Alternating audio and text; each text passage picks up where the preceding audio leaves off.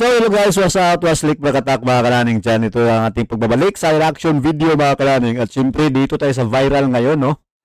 Ang viral ngayon mga kalaning yung pagtira ni Kuya Badang kay Glock 9, no? Alam nyo ba yon? At ito yung ating gawa ng reaction video ngayon. Ang public apology ni Kuya Badang mga kalaning. Shoutout pala sa may-ari ng video na to na kinunan ko. You Ans TV, shout out. Badang, ano na? Ayan. So marami kasi nang babash ngayon kay Kuya Badang. Kaya ito na yung public apology niya mga kananing. Tirahin natin. Okay?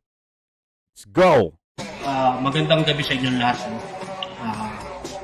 Unang-una sa lahat, humihingi ako ng patawad kay Glock 9. Dahil alam ko mali ako doon. Actually, may pinag-ugatan kasi yan. Kasi kaya ako nasabi yung kay Glock, gawa ng dun sa review nila Looney, tinitira niya na naman ako. Ops, pero bago yan, sa mga hindi nakaintindi kung bakit nagkaganyan, dapat unahin natin to kung saan yung pagtira ni Kuya Badang kay Glock 9 mga kananing. Dito sa video na to. Wait lang, dito. Ito, i-play muna natin to para mas lalong maintindihan nyo sa mga hindi na masyado nakaintindi sa mga viewers natin dyan, kahit paano, no? Ito. Na base sa kanya ay tila proud pa rin siya at mahal na mahal niya pa rin ang kanyang anak kahit ganito ang sitwasyon. Shoutout nga pala kay Local Rapper PH. Ayan. My son is gay. Nung sinulat ko yun, hindi niya pa sinasabi sa amin. Hindi ko alam kung paano ko sasabihin sa anak ko kung gaano ko siya kamahal, di ba? And I know, hindi naman ako masyubis eh. Pero I think, para sabihin ko to now, ako ay proud na proud sa anak ko. Excited sa kung ano ang kaya niyang ma-achieve sa buhay niya. So yun mga kananing, di ba? Wala namang problema siguro sa pagiging bakla, no? Ganyan sila eh. Wala na tayong magagawa dyan. Kaya yun. Yan yung tinira ni Kuya Badang at yung tira niya, ito yun mga kananing. Para maintindihan nyo ba? Ito yun. Sabi niya dito, si Glock 9, tinira din ako niyan at talagang bumagsak ang careers ko. Pero napanood ko, interview niya sa TV Patrol, umiiyak siya. Si Rina pala anak niya, Jukla pala anak niya. Yan ang bawi ang mundo sa'yo.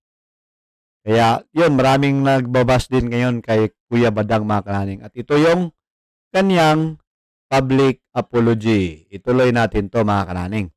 Back natin konti. Yan.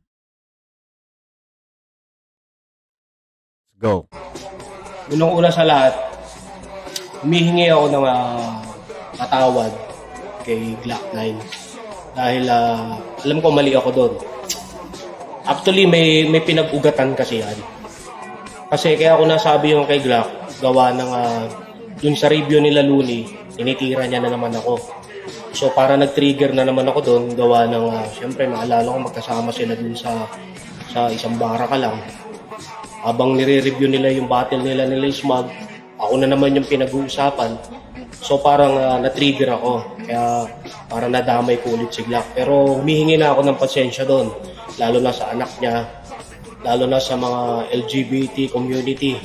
Sobrang pasensya doon dahil mali talaga ako doon, nadamay ko pa kayo. Kung may galit ako sa tao, dapat sa tao na lang. Pero humihingi talaga ako ng patawad at pasensya sa inyo. Lalo na rin sa mga kapwa-rapper ko na nagalit sa akin.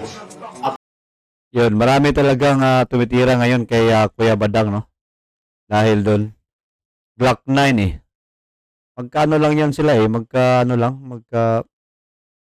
Sa hip-hop ba? Magkapamilya lang yan sila. Pero, yun nga, na-trigger daw si Kuya Badang.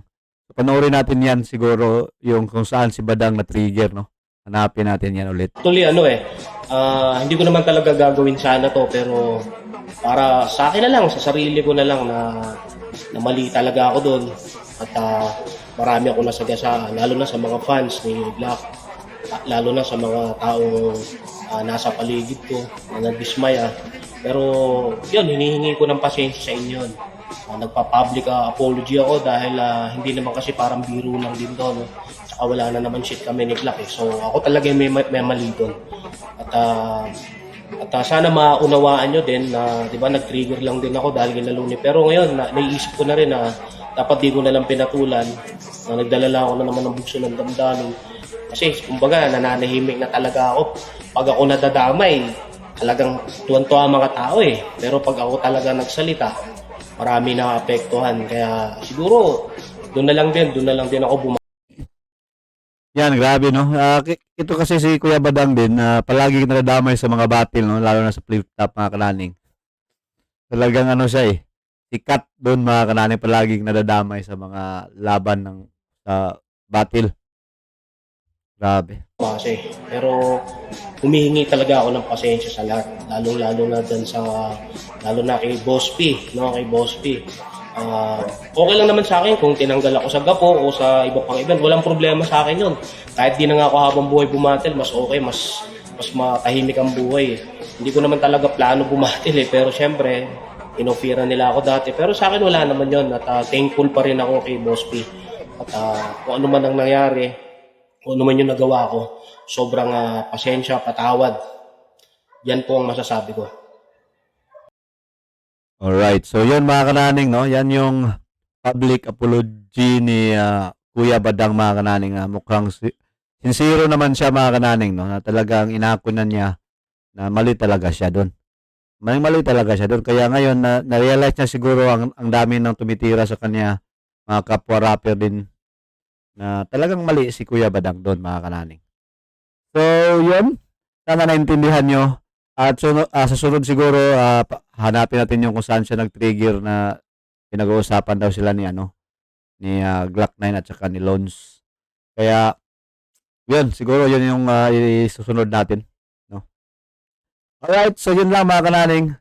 At yun nga, pagbabalik natin sa reaction video na ning Kamot. At God bless and thank you. I love you. Bye-bye.